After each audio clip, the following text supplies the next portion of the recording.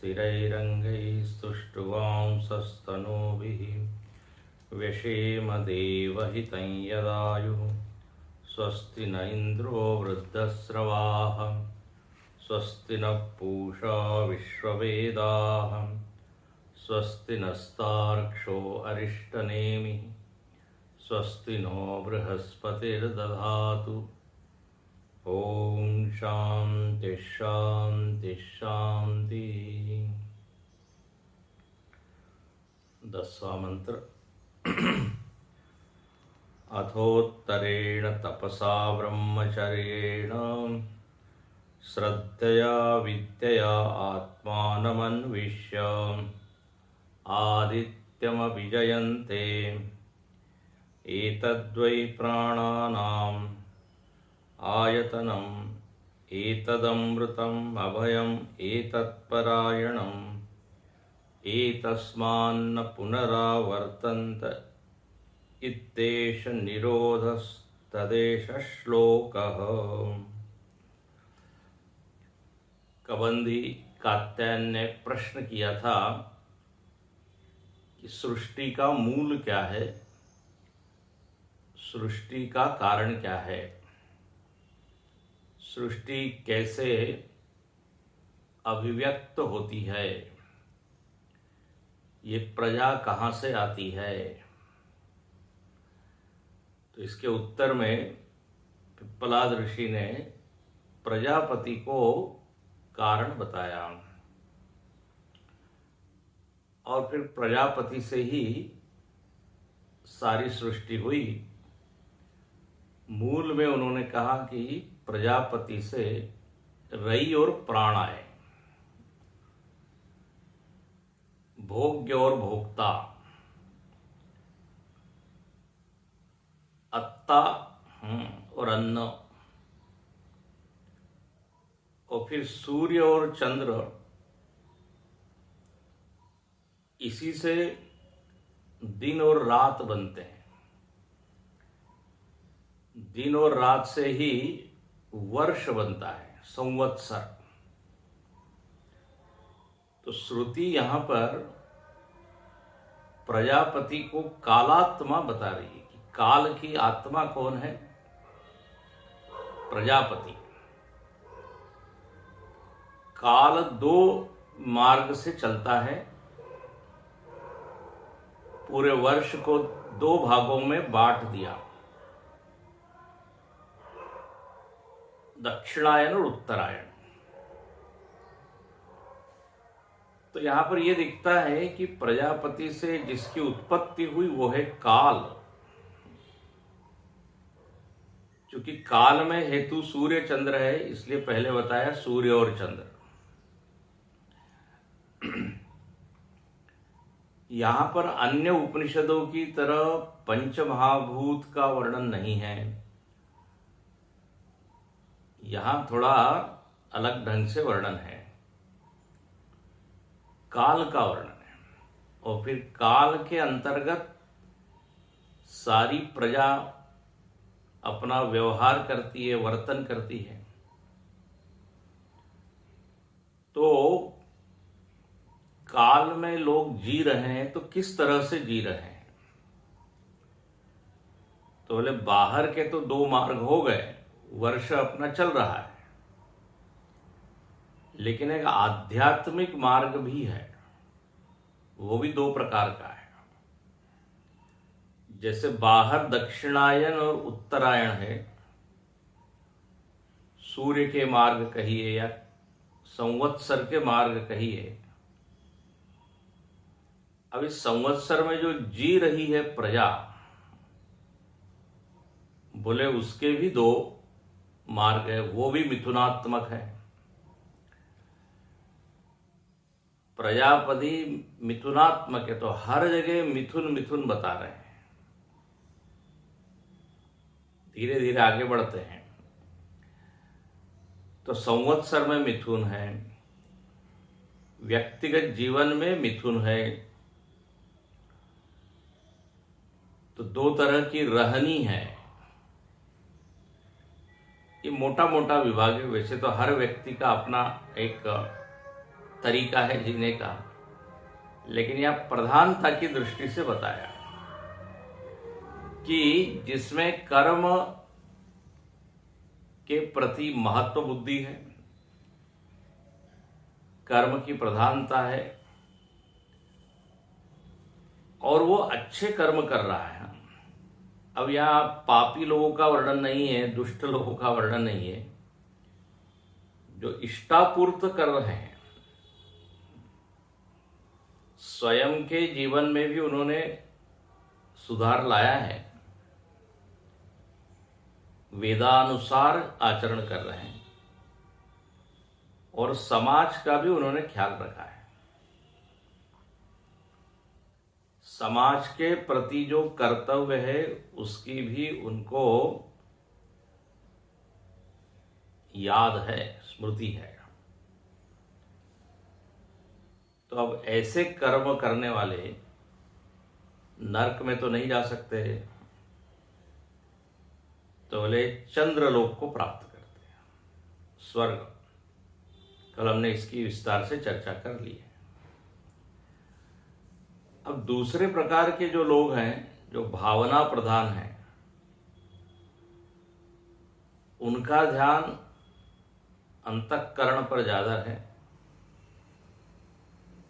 उपासना प्रधान ये जीते हैं। उपासना में भावना की ही प्रधानता होती है, उपचार की प्रधानता नहीं होती। शबरी माता झूठे बेर खिला रही है तो भी भगवान प्रसन्न हो रहे हैं। अर्घ्य पाद्य कोई क्रम से तो वो कर नहीं रही है, भाव विभोर है, जो मन में आ रहा है वैसा वो प्रकट कर रही है। तो इस तरह का जो एक भावुक व्यक्तित्व है, वो उत्तरायण मार्ग से उसका गमन होता है। उत्तरायण मार्ग सूर्य का तो है, लेकिन आध्यात्मिक उत्तरायण क्या है? तो बोले जहां निर्मलता है अंतःकरण की, अंतःकरण में शुद्ध भाव है। उत्तरायण के महत्व को समझाने के लिए भीष्म पितामह का चरित्र समझाया जाता है।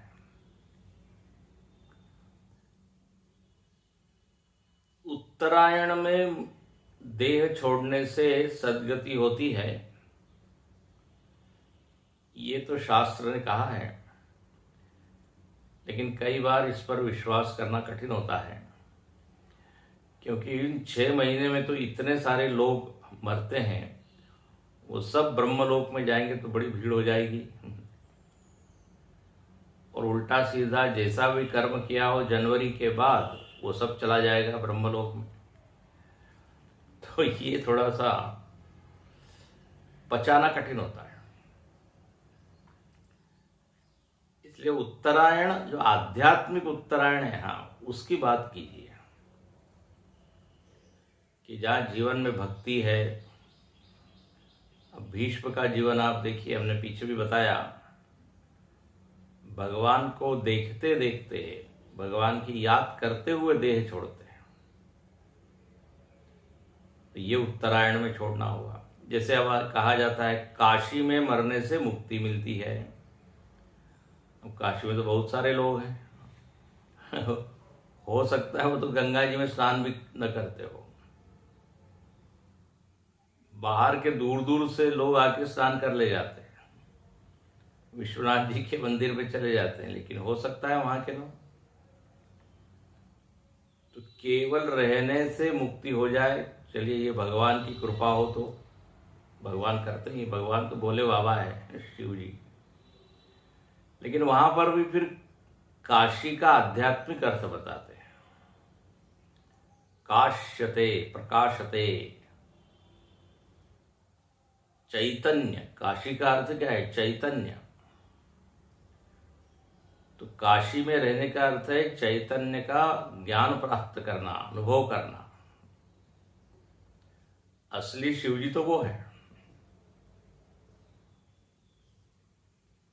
ठीक है, गंगा स्नान कर रहा है, दर्शन कर रहा है, यदि भाव हो तो भगवान भोलेनाथ प्रसन्न होके काशी मरत मुक्त करत कहत राम नाम, राम नाम उनके कान में डालकर मुक्त करते हैं, ऐसा कहते हैं। लेकिन और गहरा अर्थ क्या होगा कि उस चैतन्य को हम जाने तब तो मुक्ति है। जैसे त्रिवेणी संगम का भी वर्णन है। बाहर का संगम तुलसीदास जी ने अंदर के संगम की बात की है। राम भक्ति जा सुर सरिधारा, सरसई ब्रह्म विचार प्रचारा, विधि निषेधमय कलिमल हरणी। तो गंगा यमुना सरस्वती अपने भीतर जो ज्ञान भक्ति कर्म है उसमें स्नान कीजिए तो मुक्ति है। योग वाले लोग कहते हैं ईड़ा पिंगला सुषुम्ना, इनका संगम होता है, उससे बहुत लाभ होता है। तो शास्त्र के अर्थों को देखने के लिए थोड़ी व्यापक दृष्टि हमको रखनी पड़ती है। तो यहां उत्तरायण मार्ग का वर्णन है। अब आप साफ देखेंगे कि ये जो उत्तरायण है व्यक्ति का उत्तरायण है। सूर्यदेव अपना चल रहे हैं, लेकिन यहां लिखते हैं अथ उत्तरेण, जो उत्तर मार्ग से जाता है वो सूर्य लोक पर विजय प्राप्त कर लेता है। आदित्यम अभिजयन्ते, उसकी गति कहां होती है? तो बोले सूर्य लोक में। अच्छा, आखिर उसने क्या किया? केवल वो उत्तरायण में उसका देह छूटा इसलिए? तो यहां थोड़ा सा गहरा अर्थ करते हैं। उसके भीतर ऐसे गुण हैं, उन गुणों के कारण वो इस ऊर्ध्वलोक पर पहुंचा है। ऊर्ध्वम गच्छन्ति सत्वस्था, गीता में जैसे आता है। तो बोले उनमें क्या है? तो बोले तपसा ब्रह्मचर्येण श्रद्धया विद्यया, ये 4 चीजें। भाष्यकार अर्थ करते हैं अथ उत्तरेण अयनेन प्रजापते अंशम प्राणम। अब देखो, फिर भाष्यकार भूलने नहीं देते कि ये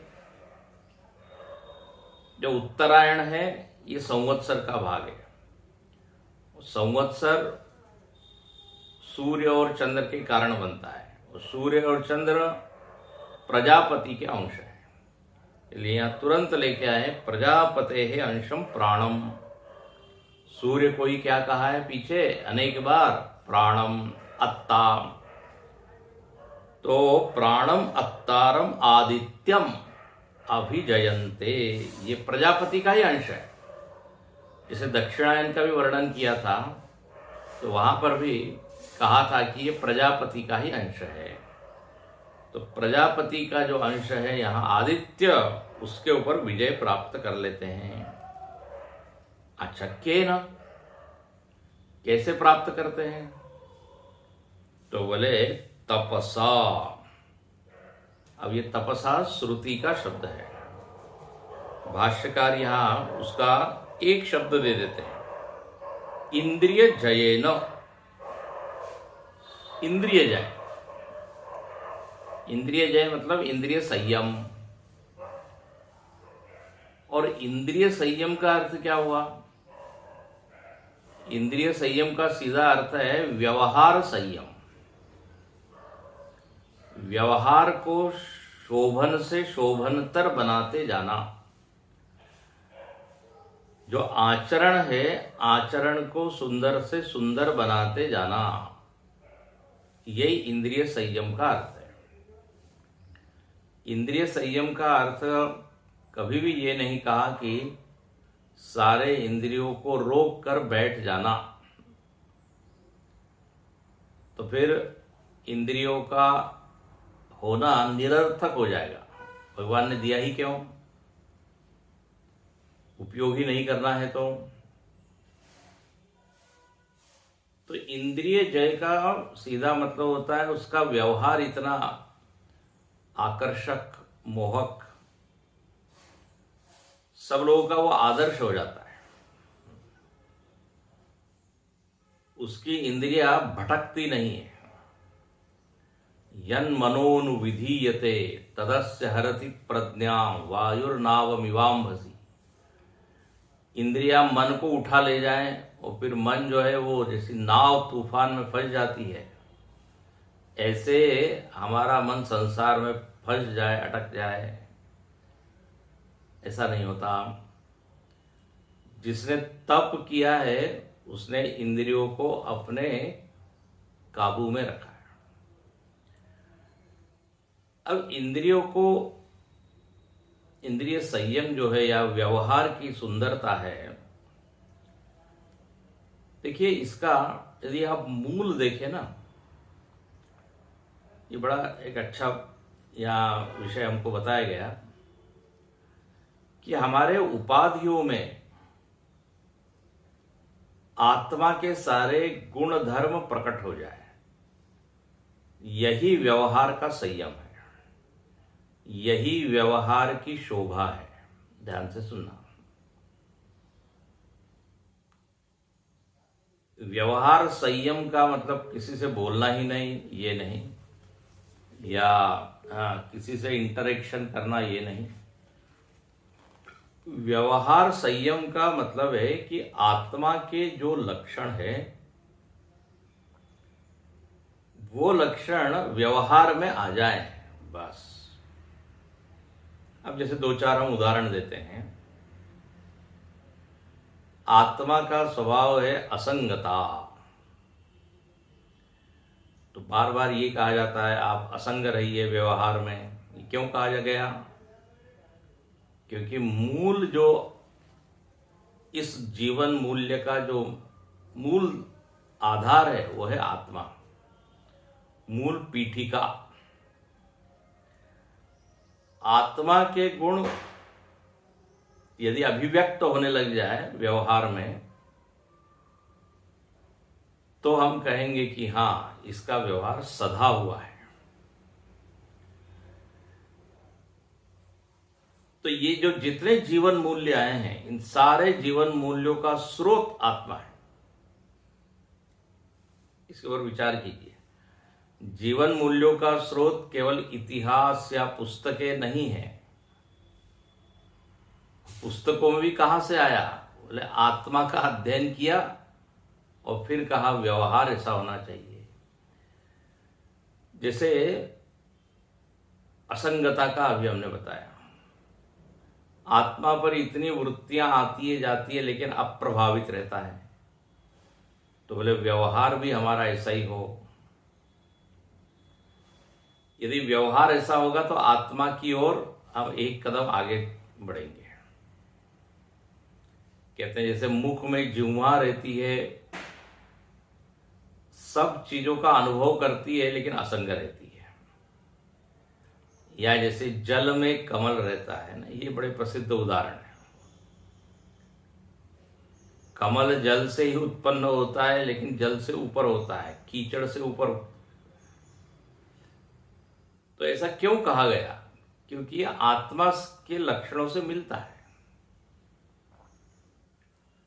कोई व्यक्ति यदि उदार है तो बोले आहा कितना अच्छा ये व्यक्ति है, उदार।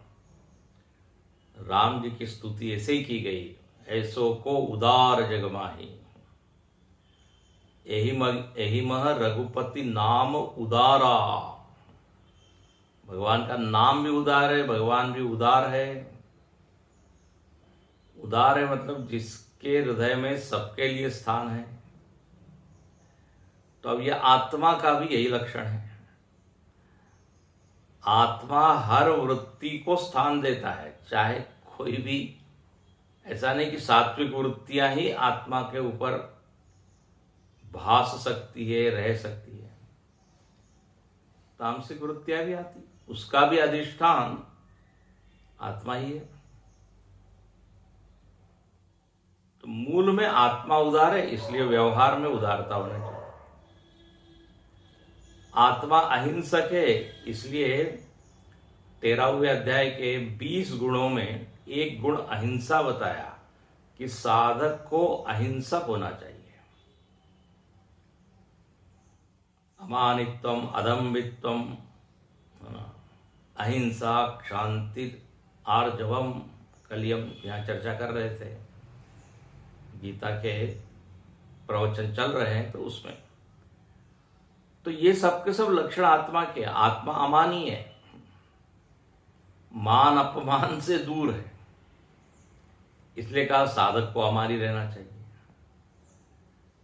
अदम्भित्वम, अदम्भी है, दम्भ नहीं है आत्मा में, प्रदर्शन नहीं है,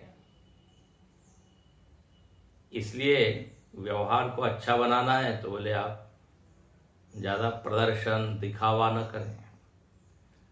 यही वो गुण है जो हमको आत्मा की ओर ले जाते हैं। अहिंसा, किसी की भी हिंसा आत्मा नहीं करता। अहिंसा इसलिए क्योंकि आत्मा प्रेम स्वरूप है। जहां प्रेम होता है वहां अहिंसा होती है, जहां द्वेष होता है वहां हिंसा होती है। तो आत्मा तो प्रिय रूप है, रस रूप है।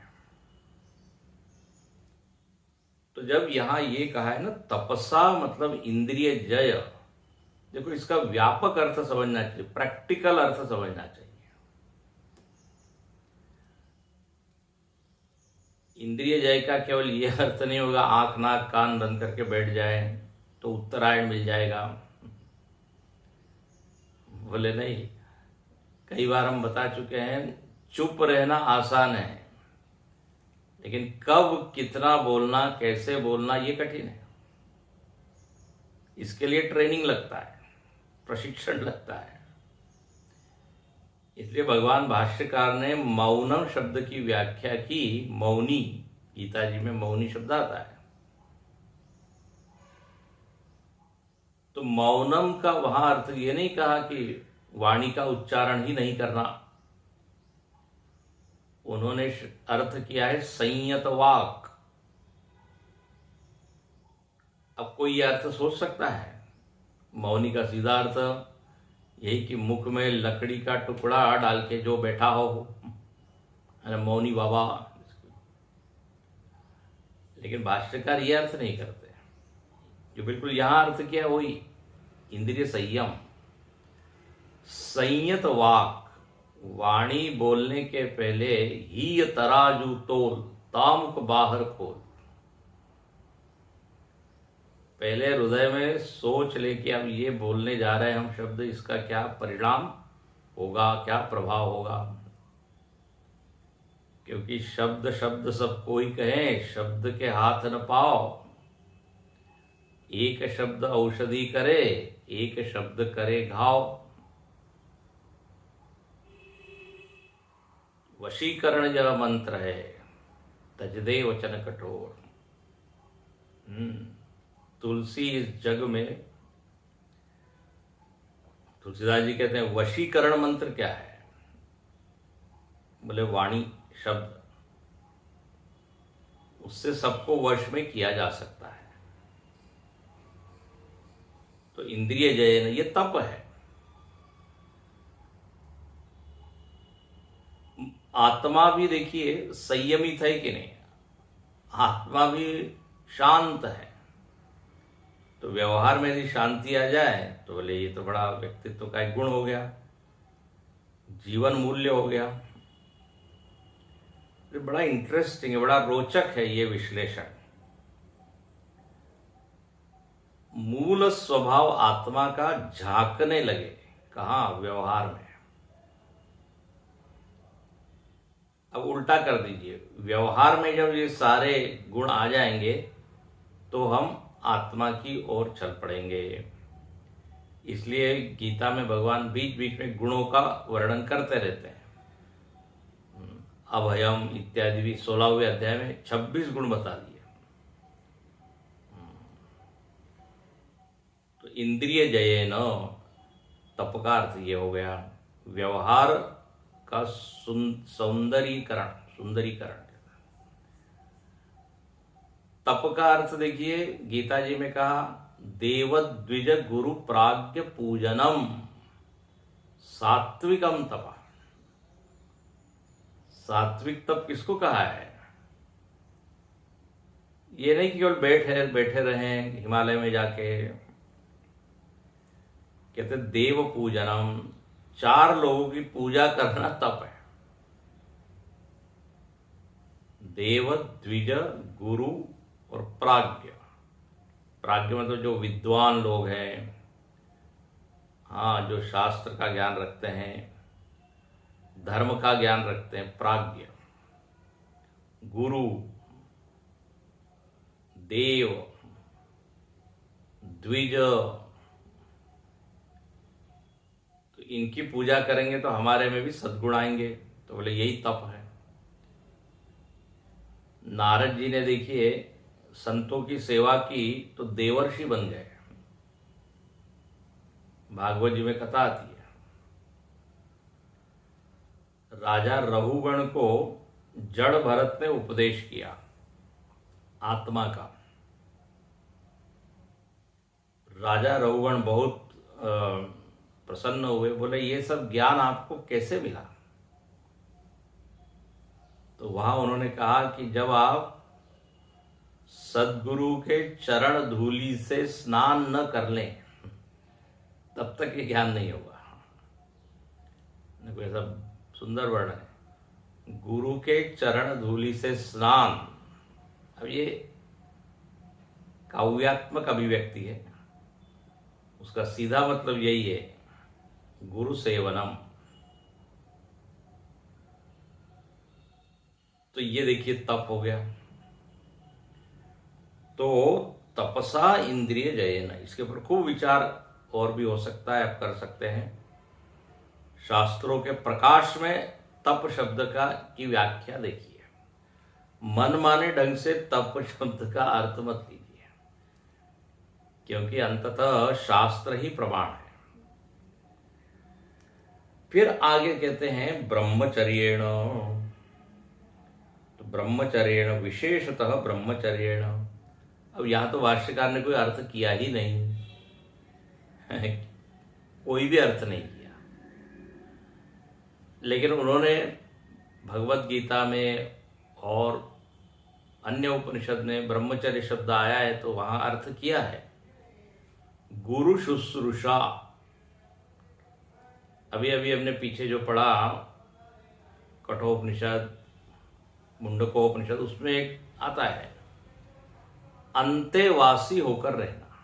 अच्छा, इसी उपनिषद में भी आया था, हमने बताया था अंतेवासी। ये 6 के 6 शिष्य गुरु के निकट रह रहे हैं, निकट रहने का नाम है अंतेवासी।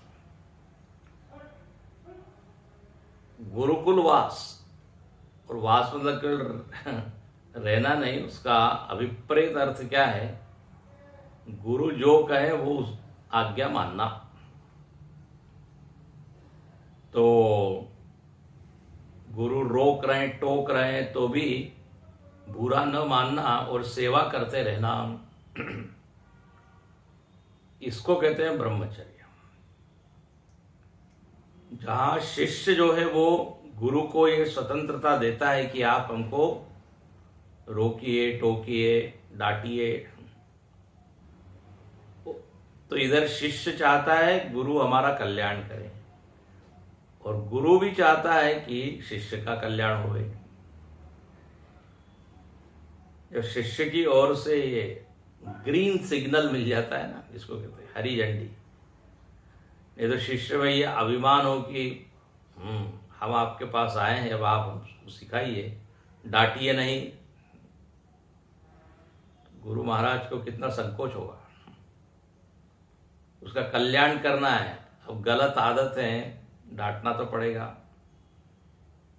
शिष्य ने कहा डांटेंगे तो हम भाग जाएंगे तो फिर तो बड़ा संभल के वो गुरु जो है समझाएगा, और हर बार जो है कोमलता से बात नहीं बनती, कभी कभी कठोर होना पड़ता है। ब्रह्मचर्य शब्द का ये अर्थ है, और इसका यदि व्युत्पत्ति से अर्थ निकाला जाए तो ब्रह्मचर्य मतलब ब्रह्म में विचरण करने का जिसका स्वभाव हो गया उसको कहते हैं ब्रह्मचारी। पहले भी आपको बताया, ब्रह्मणि चरितुम शीलम यस्य, ब्रह्मणि चरितुम शीलम यस्य, ब्रह्म में चलने का स्वभाव मतलब क्या, उसके भीतर अब एक ही भाव है कि हमको ब्रह्म की प्राप्ति कैसे होगी। तो दिन रात वो वही आचरण करता है जो ब्रह्म की ओर ले जाए, उसको कहते हैं ब्रह्मचर्य व्रत। तो ब्रह्मचर्येण, आगे लिखते हैं श्रद्धया, दो चीजें, श्रद्धया और विद्या। अब देखो ये चार जो गुण बताए हैं उत्तरायण में जाने के लिए, उसमें दो जो है वो बहिरंग है और दो अंतरंग है। ये तप और ब्रह्मचर्य बहिरंग हो गए, और अब आगे जो दो आ रहे हैं श्रद्धा और विद्या, ये अंतरंग है। श्रद्धा मन में होती है, विद्या मन में है। तो बोले श्रद्धा और विद्या के द्वारा वो सूर्य लोक पर विजय प्राप्त करते हैं। अब देखिए ये जो श्रद्धा है और विद्या है ये निर्विषयक नहीं होती। मतलब श्रद्धा है तो किसके बारे में श्रद्धा, ये प्रश्न आएगा ना। विद्या है तो किसकी विद्या, शून्य में तो नहीं हो सकता। श्रद्धा किस पर, शून्य पर, ऐसा नहीं। गीता जी में बताया तीन तरह के लोग हैं श्रद्धालु लोग। सात्विक लोग देव द्विज गुरु इन पर श्रद्धा रखते हैं, राजसिक लोग पितर इत्यादि पे श्रद्धा रखते हैं, तामसिक लोग भूत प्रेत पे श्रद्धा रखते हैं। तो श्रद्धा का कोई विषय होगा ना। तो श्रद्धा का यहां विषय क्या है, तो बोले उपासना, उपासना में इनकी श्रद्धा है। अच्छा, और विद्या, विद्या का अर्थ होता है यहां पर उपासना। तो उपासना के संबंध में जितनी जानकारी है, कैसी उपासना करना, उसको कहते हैं विद्या। और उस सारे ज्ञान में श्रद्धा है कि यदि हम ऐसी उपासना करेंगे तो हम आगे बढ़ेंगे, उन्नति होगी, ऊर्ध्वगति होगी, ये वृत्ति है। तो श्रद्धा और विद्या। अब देखिए यहां विद्या का स्वरूप बताते हैं, उपासना का स्वरूप क्या है। क्या लिखते हैं, प्राजापत्य आत्म विषयया आत्मानं प्राणं सूर्यं जगतः तस्थुषश्च अन्विष्य अहमस्मि। मतलब क्या, तो बोले ये अब यहां बहुत महत्वपूर्ण पॉइंट है। प्रजापत्य आत्म विषयया विद्या, ये उपासना का है स्वरूप बता रहे हैं। ये कौन सी उपासना है, तो बोले जहां पर आत्मा में उसने प्रजापति की भावना की। ध्यान से सुनना, आत्मा में उसने सूर्य की भावना की। दो देखो, प्रजापति ही सूर्य के रूप में व्यक्त हुआ है। हाँ, सूर्य प्रजापति का ही दूसरा रूप है। तो यहां पर क्या लिखते हैं कि ये जो प्रजापति का प्रकटीकरण सूर्य के रूप में हुआ है, जिसको प्राण कहा है, जो जगत की स्थिति में हेतु है। जगतस्तुषश्च, इसका अर्थ टिप्पणीकार करते हैं नीचे, जंगमस्य स्थावरस्य च प्राणं सूर्यम। स्थावर और जंगम दोनों का प्राण कौन है? सूर्य है। तो अब ये क्या उपासना कर रहा है? अन्विष्य, अन्विष्य मतलब खोज कर रहा है, और यहां पर अनुसंधान कर रहा है, जुड़ रहा है, जोड़ रहा है अपने आप को। किससे? सूर्य से, जो कि जगत का प्राण है। अब चूंकि सूर्य प्रजापति का ही एक भाग है, प्रजापति का ही रूप है, तो इसको यहां पर बोल दिया प्राजापत्य आत्म विषया। अब इसका अर्थ जरा समझे। इसका अर्थ यह है कि आत्मा में वो भावना कर रहा है कि यह जो अहम अहम है, बोले यही प्रजापति है। प्रजापति के लक्षण, सूर्य के लक्षण अहम में वो देख रहा है। कल इसी को हमने कहा था अहम ग्रहोपासना। अहम में प्रजापति की भावना करना, जैसे प्रस्तर में शिव जी की भावना करना, शालिग्राम में विष्णु की भावना करना। शालिग्राम और शिवलिंग के जगह अहम को रख लीजिए, और उसमें वो क्या कह रहा है? अहम अस्मि। जो बाहर सूर्य है, जो कि विश्व का केंद्र है, जिसके ऊपर सारा विश्व आधारित है, बोले वही आत्म रूप से अंतःकरण में है। तो अहम में प्रजापति की भावना, जैसे ईशावास्योपनिषद में आया था, पीछे भी हमने उद्धृत किया था, योसा वसौ सोहम अस्मि। सूर्य की ओर देख के वो उपासक कहता है, भावना करता है कि वह जो सूर्य है उसके सारे लक्षण आत्मा में है। आत्मा ज्योति स्वरूप है, प्रकाश स्वरूप है, अधिष्ठान है। जैसे सूर्य सूर्य केंद्र में है सौर मंडल के, ऐसे ही आत्मा जो है पूरे इंद्रिय, मन, बुद्धि, शरीर सबके केंद्र में है। तो परोक्ष नहीं बनाता, वो भावना करता है। भगवान को या परमात्मा को या प्रजापति को दूर नहीं रखता। इसलिए लिखते हैं अहम अस्मि इति विदित्वा, ऐसा जानकर। तो ये उपासना है। नहीं तो एक प्रजापति है, उसने सृष्टि बनाई, सूर्य बनाया, वो अलग है, मैं अलग हूं। ये पहली स्टेज है। और जब इसी का बिल्कुल बिना भावना के ज्ञान हो जाता है, साक्षात्कार हो जाता है, तो उसको बोलते हैं अपरोक्ष ज्ञान हो गया इनको। तो ज्ञान के पहले भावना। अब जिसको ये ज्ञान हो गया कि वासुदेव सर्वमिति, तो अब उसको भावना बनाने की जरूरत नहीं है। अब वो उसमें दिन रात 24 घंटे स्थित है। लेकिन चूंकि हम लोगों की ये बुद्धि नहीं बनती, इसलिए कहा जाता है कि मंदिर में जाइए थोड़ी देर के लिए, तो ये भावना बनाइए कि ये भगवान है। भगवान की स्मृति करने के लिए कहते हैं। जब आप मूर्ति को देखते हैं, मंदिर में दर्शन करते हैं, लेकिन जो बिना प्रयत्न के सहज परमात्मा की स्मृति कर सकता है, तो वो तो ज्ञान अनिष्ट हो गया ना। तो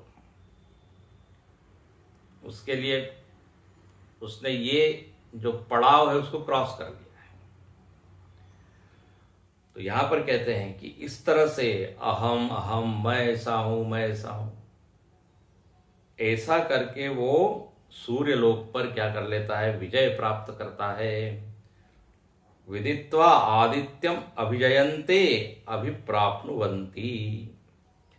इसका देखिए सीधा अर्थ यह है कि तादात्म्यपन्न होना चाहिए। तादात्म्य होना, जितना अभिमान अधिक होगा फिर तदनुसार उसकी आगे की गति होगी। अभिमान का अर्थ है तादात्म्य। प्रजापति से तादात्म्य किया। ये सारी लीला जो है ना तादात्म्य की है, अभिमान की है। पुरुष आकृति में यदि बहुत तादात्म्य हो गया तो उसका जन्म पुरुष के रूप में हो गया।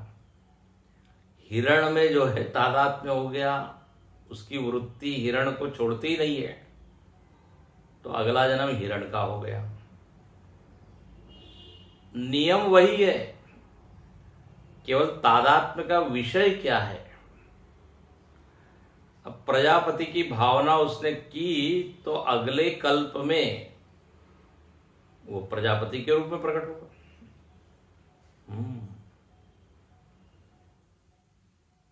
तो पीछे भी आया था, तद्भाव भावितः।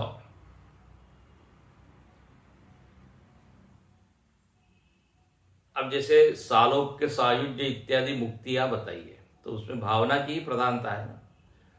भगवान विष्णु का ध्यान किया किया किया तो विष्णु रूप हो गया वो, सारूप्य मुक्ति। पौंड्रक राजा की कथा आती है भागवत में, निरंतर कृष्ण का ही ध्यान कर रहा है, बोले मैं ही कृष्ण हूं। ये अहंग्रहोपासना का बड़ा अच्छा वो उदाहरण है, मैं ही कृष्ण हूं। नकली 2 हाथ लगा लिए, एक चक्र लगा लिया, ले आया वो, लकड़ी का गरुड़ भी बनाया, कहता है असली वासुदेव मैं हूं। भगवान दरबार में बैठे हैं, उसका दूत जो है आके ये कहता है कि मैं असली दूत हूं, असली वासुदेव हूं। आपको सिद्ध करना हो कि आप असली हो तो आप हमसे युद्ध करें। भगवान मुस्कुराते हैं, प्रकरण बड़ा अच्छा है। भगवान ने उसको मारा है, लेकिन भगवान बड़े खुश है कि आखिर उसने नकल की है तो मेरी नकल की है। तो इतनी भावना दृढ़ हो गई, उसको सारूप्य मुक्ति मिली। गीता जी में, रामायण में भी आते हैं, जटायु इत्यादि जैसे भक्त लोग हैं जो भगवान के रूप का ध्यान करते रहे, तद रूप को प्राप्त हो गए। तो यहां पर प्रजापति की भावना की उसने, तो सूर्य लोक में वो चले गए। बहुत प्रगाढ़ होगा तो उनका अगला जन्म प्रजापति के रूप में होगा। जैसे हमने नारद जी का उदाहरण दिया था आपको, पहले दासी पुत्र थे, भक्ति का इतना प्रगाढ़ भाव उनमें था तो अगले जन्म में देवर्षि बन गए। तो आदित्य लोक पर विजय प्राप्त करते कर्म से नहीं, ध्यान से सुनना, भावना से। भावना से ये विजय प्राप्त किया। अब वर्णन करते हैं कि यही जो प्राण है, उत्तरायण है या सूर्य है, वो क्या है? एतद्वा आयतनम। ये तपसा, ब्रह्मचर्य, श्रद्धा, विद्या, ये तो हो गया साधन, साधना हो गई। अब इससे जिसकी प्राप्ति होती है उसका वर्णन है। आयतनम सर्व प्राणानाम सामान्यम आयतनम। श्रुति ने शब्द दिया है प्राणानाम आयतनम, भाष्यकार ने अर्थ किया सामान्यम आयतनम। हर प्राणी का सामान्य आश्रय क्या है? सूर्य है। एक है विशेष आश्रय, सबने अपना अपना घर बनाया है, बंगला बनाया है, ये तो विशेष आश्रय हो गया। लेकिन एक कॉमन आश्रय सबका क्या है? सूर्य। यदि वो न हो तो आपका बिल्डिंग और घर सब बेकार, जीवन ही नहीं है, प्राण ही नहीं है। तो सामान्य आयतन एतद अमृतम, श्रुति ने अगला शब्द दिया है अमृतम। अमृतम का अर्थ क्या है? अविनाशी, अविनाशी है। ये अर्थवाद भी हो सकता है ना। अर्थवाद मतलब स्तुति, प्रशंसा। अविनाशी तो वास्तव में एक आत्मा ही है, लोक तो कोई अविनाशी हो नहीं सकता, तो आपेक्षिक अविनाशी कह सकते हैं। ज्यादा समय तक जो टिके उसको भी अविनाशी बोल दिया, स्तुति कर दी है। तो अमृतम अविनाशी, अभयम, ब्रह्मलोक में जाने पर क्या है? अभयम, अभयम एवं भयवर्जितम, न चंद्रवत क्षय वृद्धि भयवत। हाँ, बोले चंद्रलोक से इसमें अंतर है। चंद्रलोक का हमने देखा था, वहां तो भय है वापस नीचे आने का, गिरने का, लेकिन बोले यहां भय नहीं है नीचे आने का, चंद्र के समान। क्षय वृद्धि उसमें नहीं है, तो इसलिए अभयत्व को प्राप्त हो जाता है वो उपासक, निर्भय हो जाता है। रामायण राम जी ने भी कहा है ना, अभयम सर्वभूतेभ्य ददाम्येतत् व्रतम मम, सकृदेव प्रपन्नाय तवास्मि इति च याचते। जो एक बार कह दे कि मैं आपका हूं, राम जी ऐसा कहते हैं, एक बार मुझको कह दे कि मैं आपका हूं, बोले बस अब मैं तुमको निर्भय कर देता हूं, किसी भी चीज से तुमको भय नहीं होगा, मैं पीछे खड़ा हूं। तो देखिए उपासना में बहुत बल है। उपासक लोग इसलिए निर्भय होकर विचरण करते हैं, भगवान हमारे साथ में है। एक कवच है, कवच। यहां लिखते हैं अभयत्व की प्राप्ति उनको हो जाती है, इसलिए एतत् परायणम, उनके लिए यही प्रजापति, प्राण या सूर्य, जो भी शब्द देना चाहे, वही उनकी परम गति है। परायण का अर्थ क्या किया भाष्यकार ने? परागति विद्यावताम, विद्यावताम मतलब उपासका नाम। ये जो उपासक लोग हैं इनकी परम गति यही है, परम लक्ष्य इनका गमन यही होता है, इसी को ये श्रेष्ठ मानते हैं। इनमें कर्म है, सत्कर्म है, लेकिन उस गरिमा बुद्धि, महिमा बुद्धि भावना में, इसलिए कहते हैं ये कर्म परायण नहीं है, सूर्य परायण, प्रजापति परायण, भावना परायण, जो भी कहना चाहे। विद्यावताम, ये उपासक लोग हैं। कर्मिणाम च ज्ञानवताम एतस्मान् न पुनरावर्तन्ते यथा इतरे केवल कर्मिण।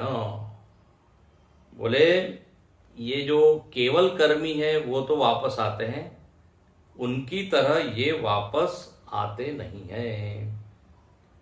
जो केवल कर्मी है उनको चंद्रलोक में जाते हैं, वहां तो पीछे हमने पढ़ा है, हीनतरम वा विशन्ति, नीचे जाते हैं, लेकिन ये तो वापस नहीं आते। अब आगे का अंतिम वाक्य है कि इत्येष निरोध तदेश श्लोक। बोले इस सूर्य लोक में क्या है, कर्मियों का प्रवेश नहीं है, इसलिए भाष्यकार लिखते हैं केवल कर्मिणा इति यस्माद एष अविदुषाम निरोध। देखो श्रुति ने क्या शब्द दिया है, इति एष निरोध। इसके ऊपर भाष्य लिखते हैं, बोले ये निरोध स्थान है, यहां पर प्रवेश नहीं है। किनका प्रवेश नहीं है ये श्रुति ने नहीं लिखा।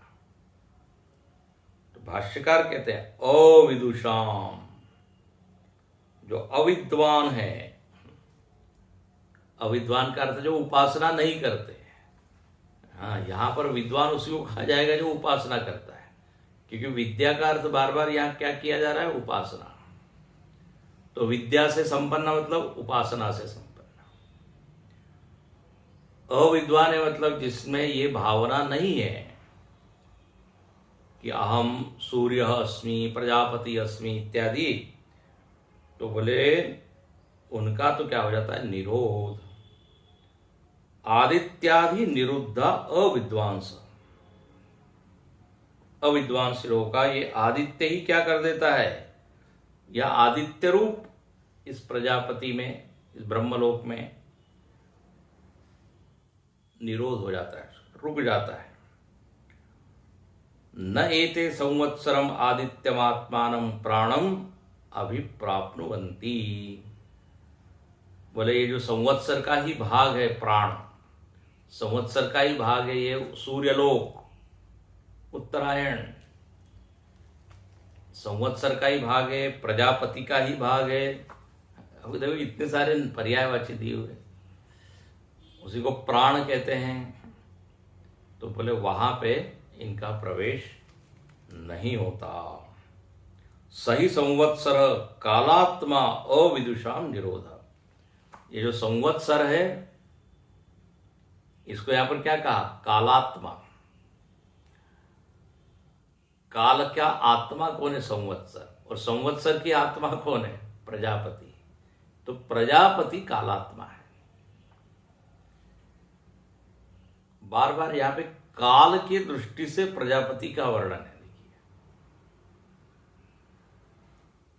तो संवत्सरो वही प्रजापति, पहले का आदित्य वही प्रजापति, उसके पहले का रई वही प्रजापति, रई रेव सर्वम, सब कुछ चंद्रमा ही है, सब कुछ सूर्य ही है।